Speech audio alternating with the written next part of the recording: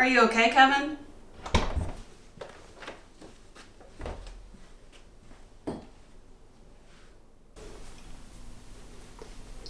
Kevin? Kevin? He died doing what he loved. Putting together shelves. I guess it's time to sell his collection. I wonder how much his Sega Genesis is worth.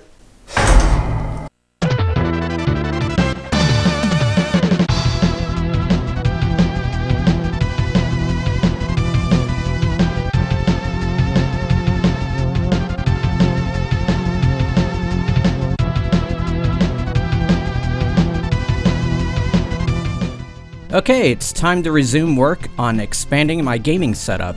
And this is part 2, so if you haven't seen part 1, you might want to watch that first. I still have a lot of stuff remaining to do. I have to finish leveling the shelves to where I need them to be. I have to add the LED lights. I have to add the systems and the backing that goes on these shelves. I have to switch some systems around, and I have to prep for new systems.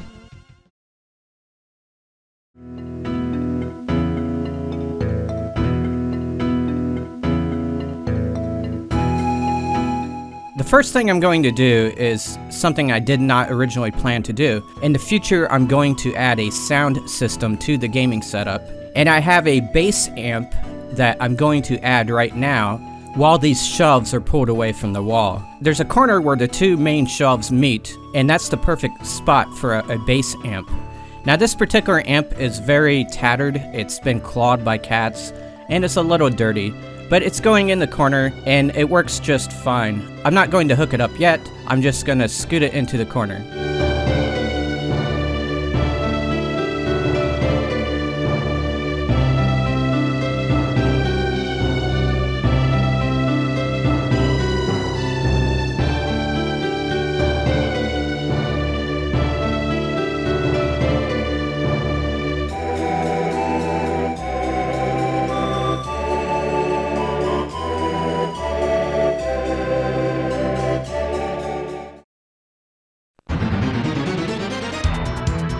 What I would like to do with these shelves is make them even with the other set of shelves on the left side of your view there. That's to give it a more uniform look. Now the problem with raising this particular shelf right here is that there's a middle shelf that's preventing it from going any higher. So I'm going to have to shrink this area quite a bit, but I need to have enough room for the Xbox and Wii, which I plan on keeping them in that spot. So I raised the middle shelf, and then I raised the other two shelves that were below it.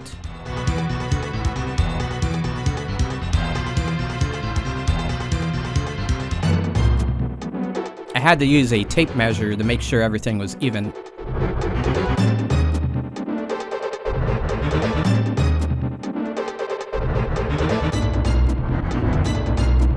In the end, I used a little trick you can do whenever you have shelves built in the way I'm building them. I removed the black tabs from that middle shelf, and that way it's only being held up by the two adjacent shelves. With the black tabs on there, it does use up a little bit of space, so by removing the black tabs, I maximize the space.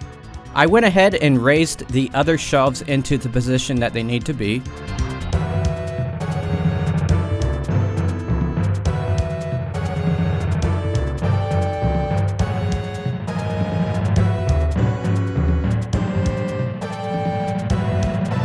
And I got to this point and placed the TV in the middle. Unfortunately, there is another problem. The shelf holding the TV is impeding me from moving the outer shelves upward to where they need to be. I need to restack the bottom shelves and just do them in a different order. I don't want to take everything down in order to do that, so the fastest and easiest way is to actually set the whole unit down and then work on the bottom of it.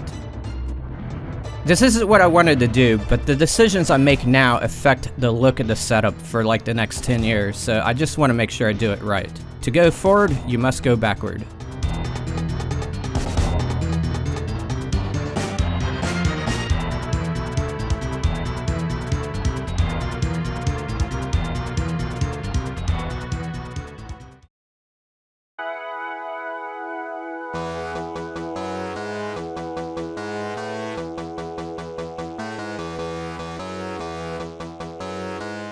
I proceeded to remove half the shelves.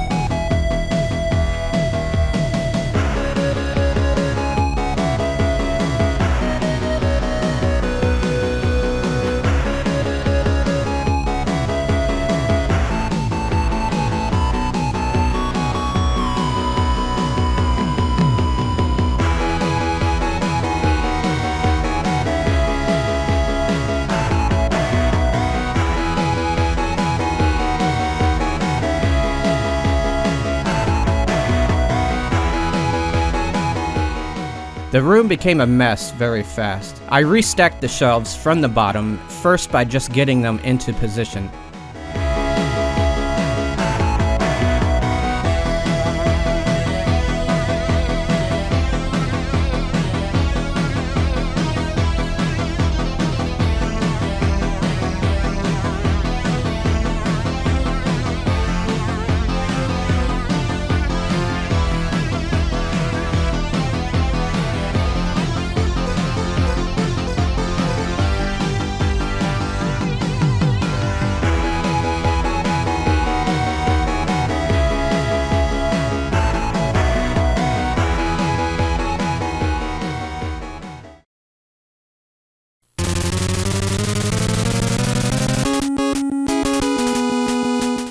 I started putting the clips back on and securing the shelves. It's a little bit harder to do with it being sideways. There's no gravity to pull the shelves into place. One of the clips I removed from the shelf was actually broken, so it's probably a good thing that I'm doing this process because I had no idea that that piece was broken.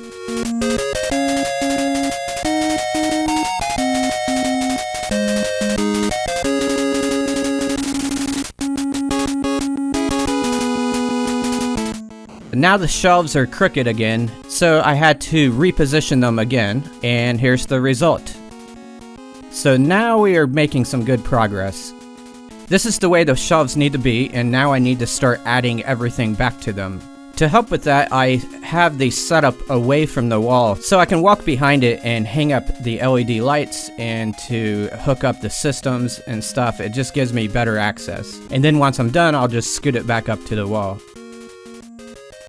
So next is to put up the LED lights. The messy pile in the middle are the LED lights that I removed from the shelves before, along with the equipment that powers them.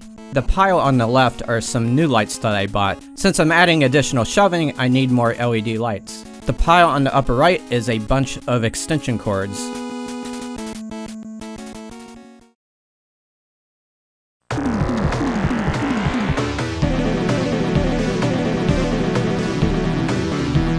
The LED lights have a sticker backing that's underneath this brown paper backing. I left this on the first time around, but now I'll be removing it because the brown is just ugly and doesn't go with anything in the room. The adhesive that's underneath can't really be used in this setup because of all the many curved surfaces and because it doesn't stick well to chrome. It also captures dirt and cat hair, so I'll be removing the stickiness. I try not to use too many harsh chemicals when I'm doing things like this, so I first try using some basic things that I have around the house. I read online that you can use cooking oil to remove stickiness. So I had some old peanut oil. I rubbed it on the back of the lights. It was very messy, but at least I had a ton of it on hand. It felt like it had worked, but after I let it dry, I came back and the back was still sticky on these lights. So then I tried using alcohol and a dish cleaner thing to try to scrape it off. And that combination, believe it or not, still didn't work very well. Maybe it was like 15% effective.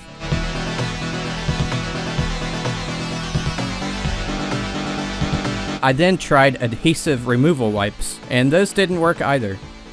Finally, I just came up with my own way. I decided to dry up the stickiness by creating a wind tunnel. I used 2 fans to blow on the LED lights for like 2 hours, but it still didn't work. At this point, I was getting a little impatient and I didn't want to hold up the whole project. So I just said F it, and I'm going to just leave the stickiness on the back.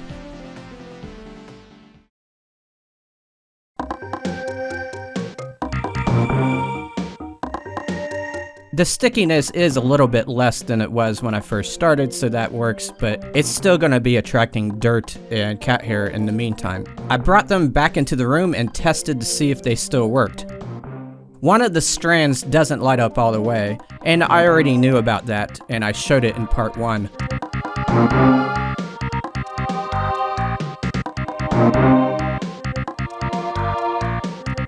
You can cut these strands with some scissors, as long as you do it on one of the proper markings. And so that's what I did. And of course I had the electricity turned off.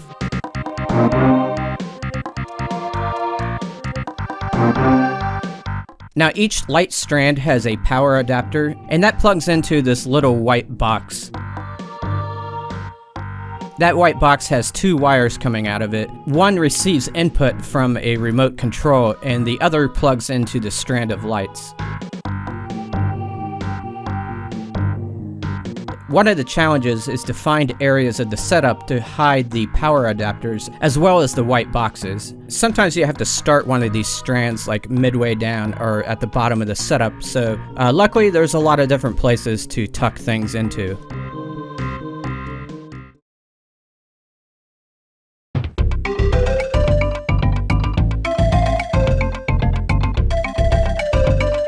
And now for the most challenging part of this entire process, attaching the lights to the setup. I'm going to use the same pattern as last time. One strand of lights is going to do rectangular loops as it goes down. There's 4 rods in each section of the setup, and this will cover one entire rod. Another strand is going to go up and down the other 3 rods.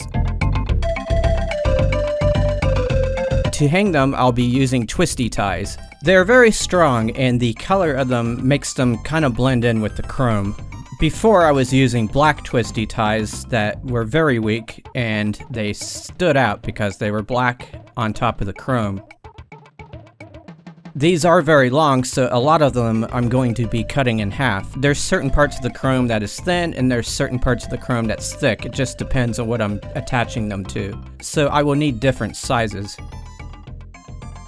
So I started the slow and tedious task of tying the lights onto the setup.